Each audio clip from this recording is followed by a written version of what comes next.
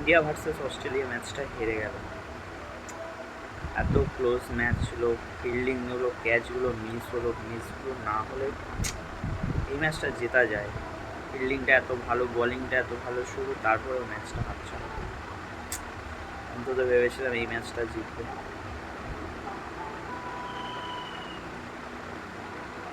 হলো না, ম্যাচটা হলো না। নেক্সট ম্যাচ এখন যদি ইন্ডিয়া অস্ট্রেলিয়ার সাথে না জিততে পারে তাহলে হোয়াইট ওয়াশ হবে, আর কোনো অপশান নেই। অস্ট্রেলিয়ার মাটিতে আমি জানি না কি, মানে ব্যাটিং লাইন আপ এরকমভাবে প্রথমেই কোলাপস করছে বিরাট কোহলি, জানি না নেক্সট ম্যাচের পর আর খেলবে কিনা বা অবসর নিয়ে নেবে হয়তো, মেবি লাস্ট ম্যাচ হয়ে গেল কিনা সেটাও জানি না। যখন ভিডিও বানাচ্ছি পুরো হতাশ, প্রথম থেকে বারবার ম্যাচের কাছে গিয়েও ম্যাচটা হেরে যাচ্ছে। এই ম্যাচে ফিল্ডিং কতগুলো রান সেভ করেছে, সেটাই ক্যাচগুলো মিস করে বসিয়ে দিতে হয়েছে। একটা অক্ষর প্যাটেলের একটা ক্যাচ মিস, সিরাজের একটা ক্যাচ মিস, ভাইটাল পজিশন। তো ওই ক্যাচগুলো যদি না মিস হতো কোনো প্রবলেমই হতো না। বেকার পুরো শুধু ক্যাচগুলো মিস করে ম্যাচটা মিস করে গেল।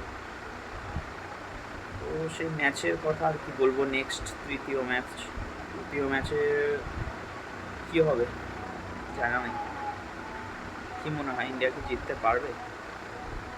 আমার তো মনে হচ্ছে না, খুব কঠিন ম্যাচ হতে চলেছে। আর তো অস্ট্রেলিয়া কিন্তু যে তরুণ প্রজন্ম নিয়ে খেলছে যথেষ্ট ভালো।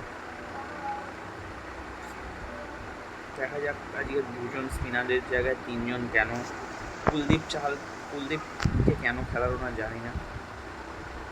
দেখা যাক, নেক্সট ম্যাচ আসলেই বোঝা যাবে কী হয়।